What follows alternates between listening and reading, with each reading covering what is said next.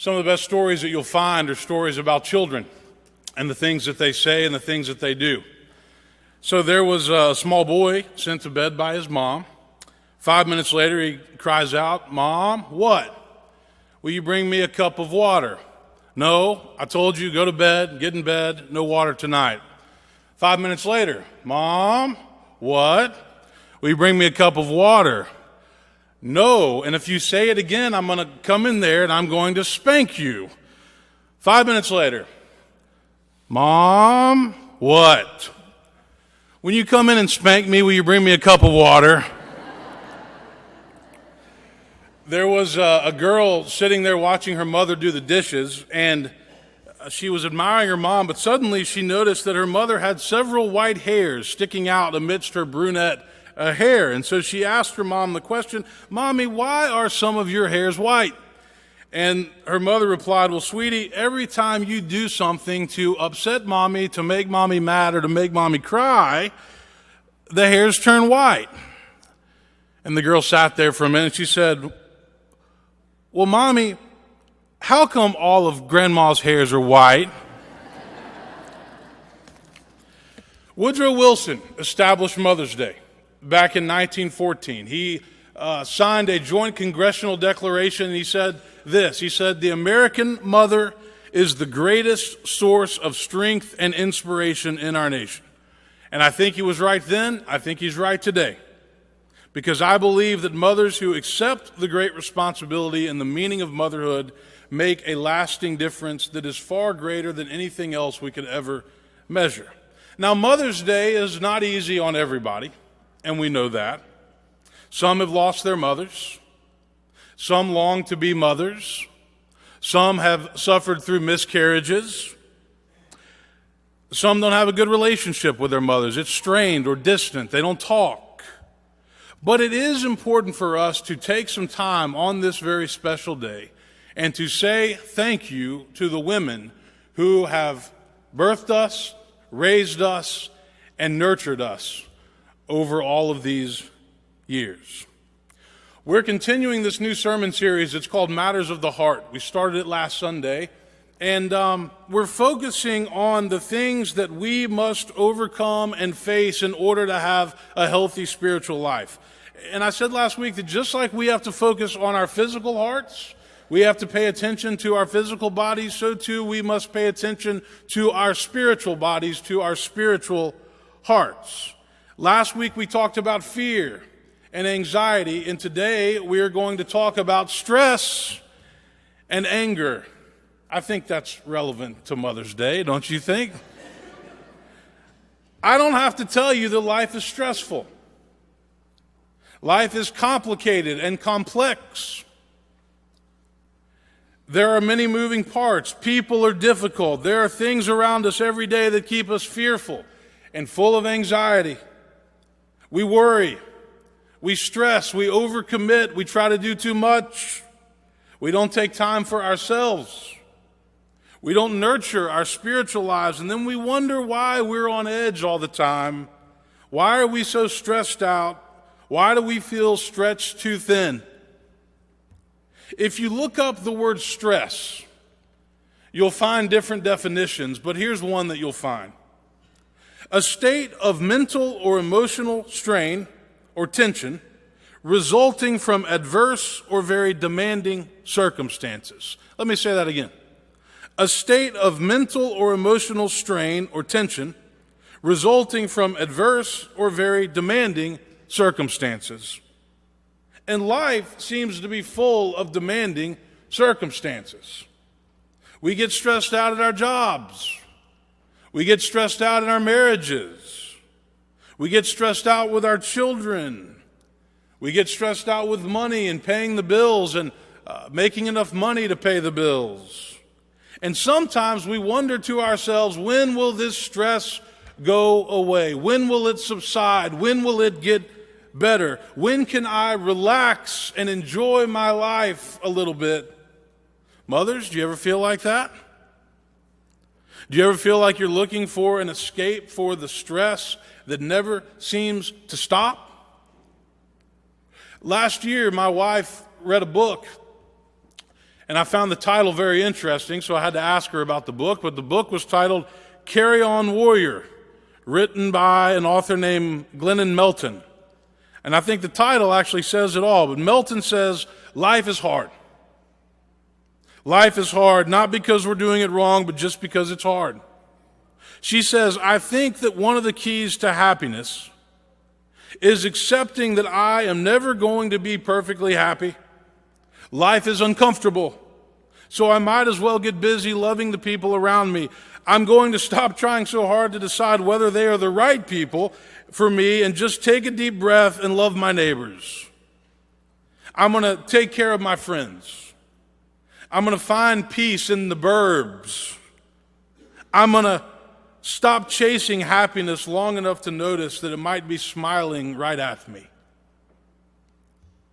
So stress is a real challenge in our world, perhaps more today than ever before. And stress often leads to anger. And anger is dangerous. It does a lot of damage to us and to other people. And guess what? The world is full of angry people. Jesus addresses this subject in the Sermon on the Mount. He says, if you're angry with a brother or sister, you'll be liable to judgment. And if you insult a brother or sister, you will be liable to the council. Jesus also says, turn the other cheek. Go the extra mile. Forgive 70 times 7. Pray for those who persecute you. Paul writes to the Ephesians, be angry, but do not sin. Do not let the sun go down on your anger.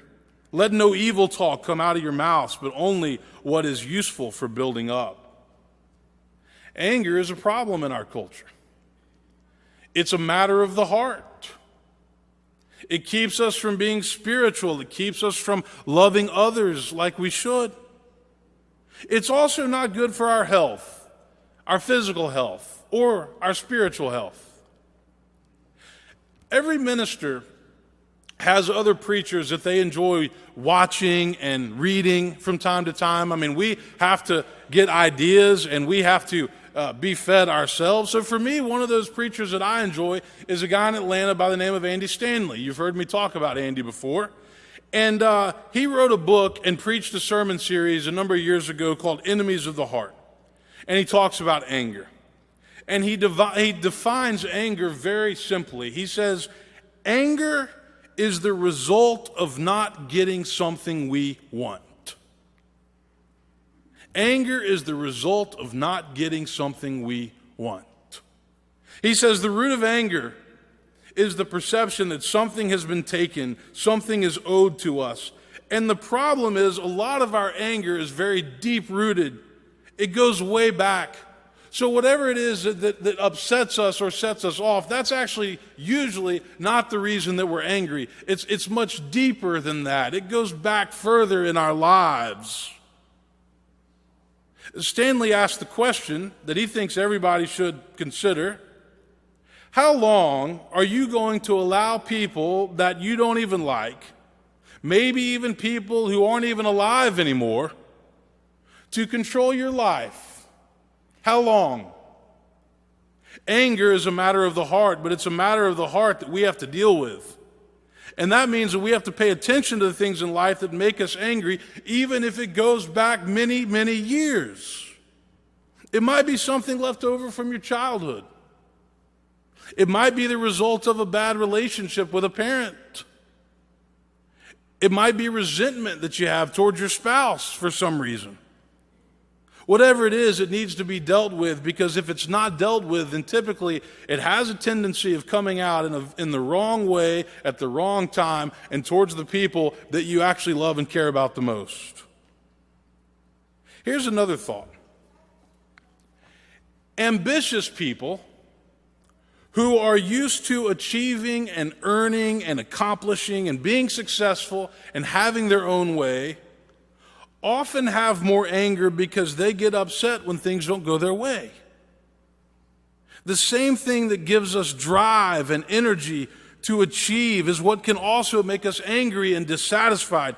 Ambitious people set goals and have expectations, and when those goals aren't met, And we get frustrated and disappointed and even angry. The longer I live, the more wisdom I see in the words of Jesus when he says, turn the other cheek. Forgive. We're all going to have things to us in life that upset us, things that make us angry, things that we don't understand. But the question has never been, will that happen? The question has always been, how will we respond? It takes spiritual maturity to not lash back out when somebody does you wrong. It takes spiritual maturity to not return evil with evil, but to overcome evil with good. We have to ask ourselves, what does getting angry and getting even actually accomplish? Vengeance is not necessarily a good thing.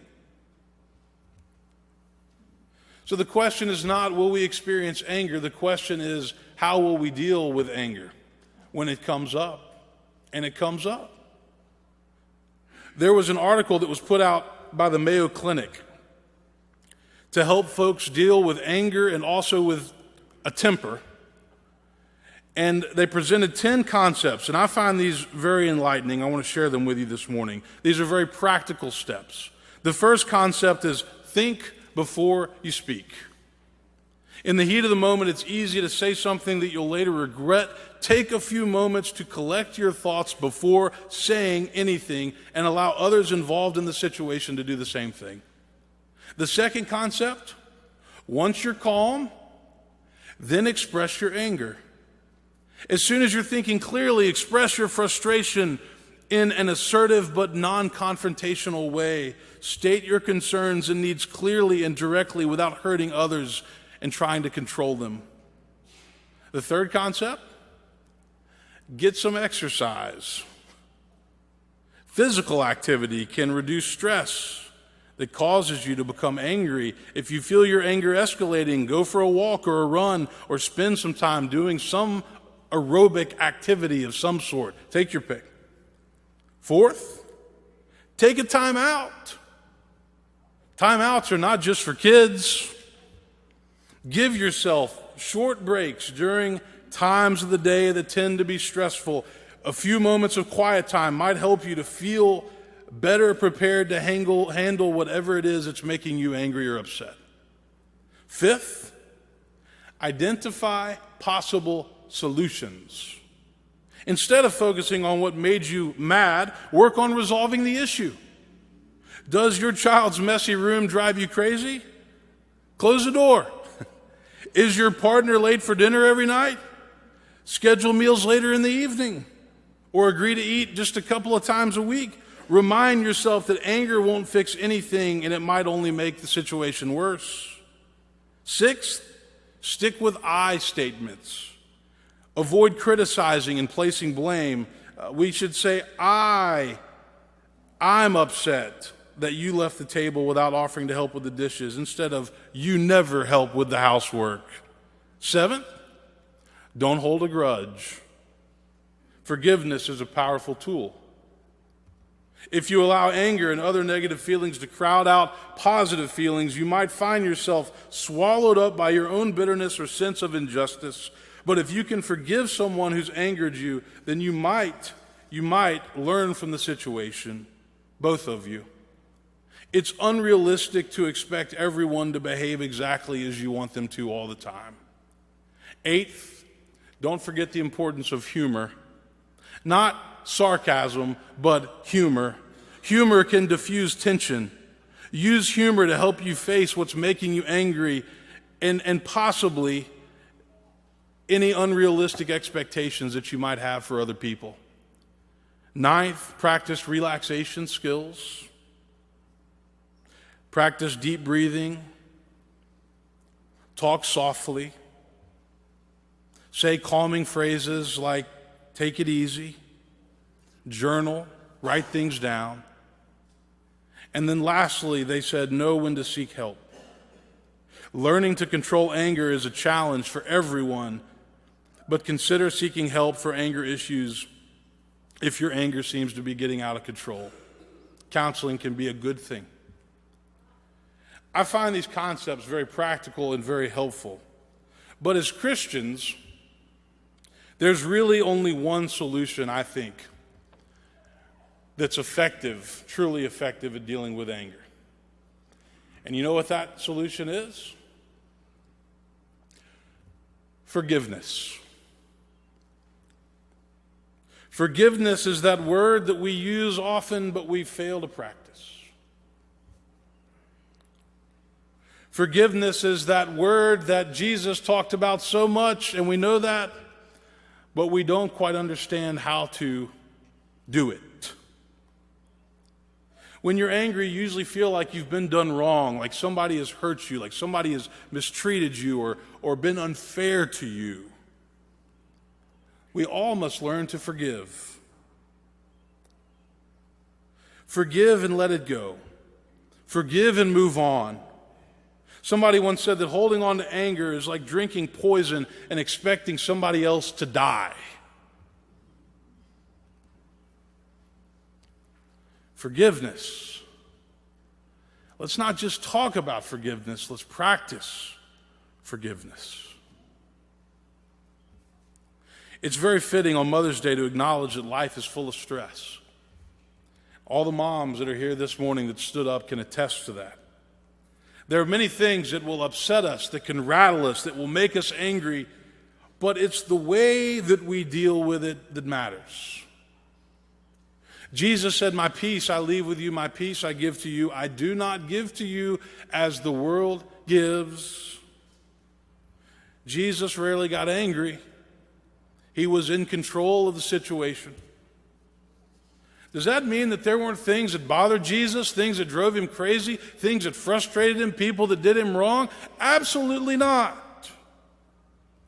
But he knew the dangers of acting out and losing control. All of us must do our best to understand the things in life that make us angry. We have to learn the importance of forgiveness and not let our anger get out of control. Amen.